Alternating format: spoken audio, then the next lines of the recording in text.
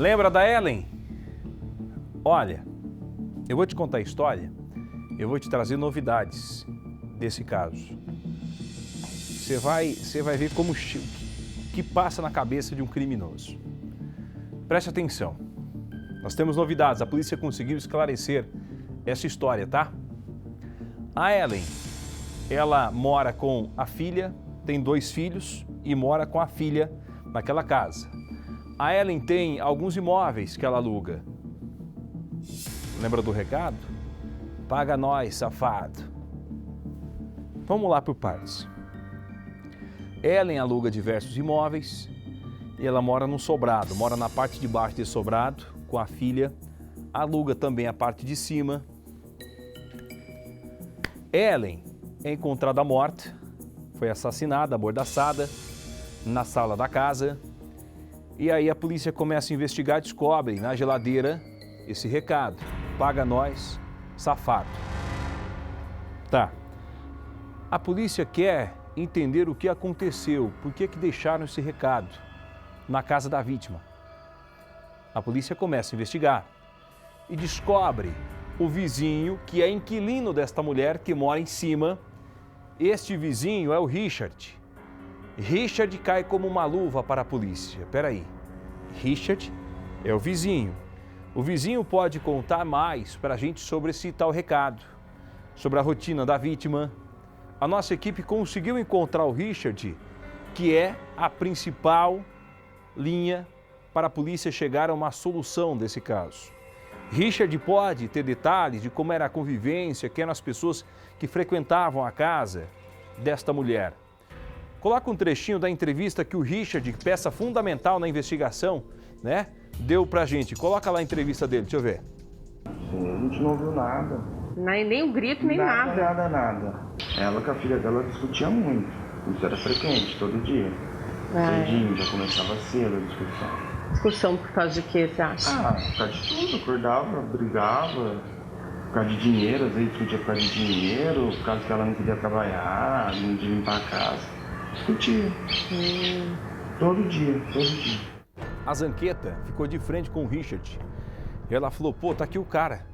Esse é o cara que pode ajudar a polícia na investigação. A polícia foi até o Richard e o Richard contou, olha, ela brigava muito com a filha, né? Brigavam demais. Ela tem 2 filhos, parece que um deles, né, tá devendo drogas para um traficante. Os caras queriam matar ela aqui por causa dos filhos. É mesmo? É mesmo. Puxa, Richard caiu como uma luva na história. A polícia começa a investigar e aí descobre quem é o homem envolvido na morte. Me dá a imagem, fazendo favor, do assassino, de um dos envolvidos na história. Deixa eu ver. Cadê a imagem da passagem? Tá vendo esse homem? Não é o Richard, não. Ô, peruca, é o Richard? Não, o Richard é o inquilino. A polícia descobriu esse homem aí, que é o Marcos. Falou, quem é esse Marcos? Esse Marcos é um rapaz aí que apareceu. A primeira imagem dele, ele passa com uma sacola nas mãos. Ali dentro tem barbante, tem cordão, tem corda, né? Tudo que foi usado para poder amarrar a vítima. A polícia descobre quem é Marcos, chama Marcos. Marcos, vem cá, você está envolvido na morte. Marcos foi preso. Quem matou Ellen? Vem aqui. O Marcos falou assim, eu só ajudei. Tá, você ajudou a matar? Sim. Tem outra pessoa envolvida na história? Tem. Mas a câmera só mostra você ali, só você andando? Não, mas tem outra pessoa. Quem é outra pessoa? É o Richard. O Richard, que era até então testemunha, um cara que podia ajudar a polícia porque era um vizinho. Ele? Ô Marcos, então me conta a história. Marcos conta o seguinte, pandemia, a situação financeira dele estava precária. Richard fala para ele o seguinte, ó, sabe onde eu moro? Embaixo ali mora a dona, que é a Ellen, certo? Certo. Eu devo 3 meses de aluguel para Ellen. E o que eu tenho a ver com isso, Richard? Eu descobri, porque minha mulher toma café com ela quase todo dia. Eu descobri que ela tem um sono pesado. Diz que ela toma remédio, um monte de remédio para poder dormir. Diz que parece uma pedra quando entra dentro d'água. Se ninguém pegar de lá, senão ela vai até no outro dia cedo. Ah, e o que você quer? E ela guarda dinheiro embaixo do colchão junto com os remédios. Diz que tem uma bolada só. E esse dinheiro pode ser seu. Mas como pode ser meu? Porque é o seguinte, a gente entra, rouba o dinheiro, que ela vai estar dormindo, e aí você fica com a parte do dinheiro e você me arruma o dinheiro só para poder pagar o aluguel.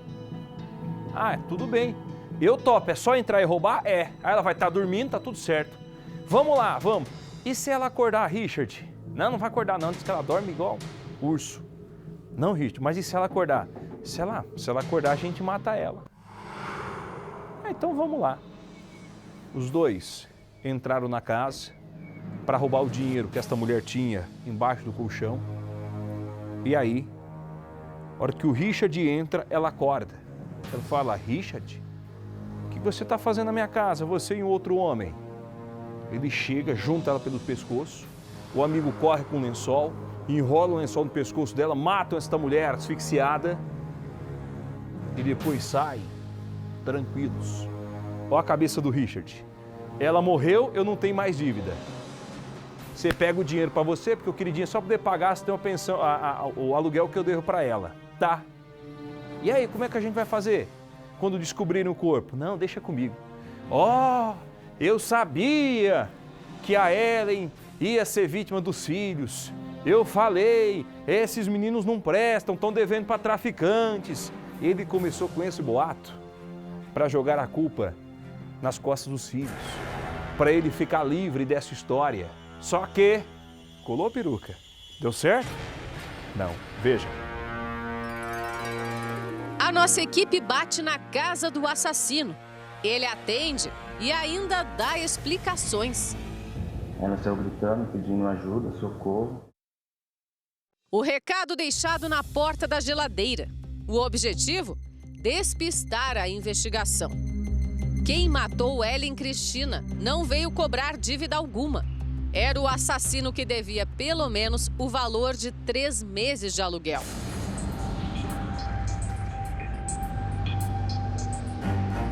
O homem que aparece nessa imagem é Marcos Fanger.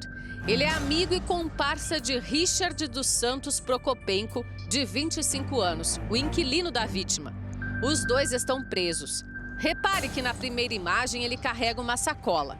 Ali estão fitas adesivas usadas para amarrar e amordaçar a mulher de 53 anos. No outro vídeo, ele aparece retornando sem nenhum objeto. O andar calmo e sossegado é de um homem longe de qualquer suspeita. Mas não se engane, Marcos é suspeito de ter participação direta no assassinato de Ellen Cristina, morta por estrangulamento. Um plano arquitetado nos mínimos detalhes pelo inquilino Richard, réu confesso desse crime. O plano A era roubar o dinheiro que a vítima guardava em casa e repartir entre os dois. Entrar e sair sem que Ellen Cristina percebesse. O plano B era roubar e matar para evitar que a vítima revelasse a alguém a identidade dos criminosos. Ambição, ganância, frieza de alguém capaz de planejar e executar uma atrocidade tremenda contra uma mulher sozinha e indefesa. Da maneira como foi que ela foi amarrada, torturada, provavelmente ela deve ter gritado antes, né? A gente não ouviu nada. Nem um grito, nem nada. Nada. Foi aqui nessa casa que eu fiquei cara a cara com o assassino de Ellen Cristina. O Richard conversou com a gente do outro lado desse portão, falou normalmente, como se nada tivesse a ver com aquele crime. Disse que não escutou nada, o que era bastante suspeito, até porque as duas casas são muito conectadas. A Ellen Cristina morava com a filha no andar de baixo e o Richard, junto com a esposa e a mãe dela, nessa parte de cima. Elas também presenciaram a entrevista, as duas estavam ali, não sabemos ainda se são cúmplices desse crime, mas o Richard só não quis aparecer, não quis se expor em uma entrevista formal. Mesmo assim, ele falou com muita naturalidade e disse que escutou apenas o latido da cachorra por volta de 9 horas da noite. Essa rua, vejam só, vou pedir para o Adriano Freires mostrar, ela é muito silenciosa, não passam veículos. Então, a gente supõe que se tivesse qualquer barulho estranho acontecendo em uma dessas casas, seria facilmente ouvido, justamente por esse silêncio todo que a gente observa aqui. O Richard foi mais além. Ele insinuou que a filha da Ellen Cristina, uma das filhas que morava com ela na casa, tivesse alguma participação nisso tudo. Porque, segundo ele, supostamente ela seria usuária de drogas e vivia discutindo com a mãe. Ela nunca teve problema com a gente. Ela com a filha dela discutia muito.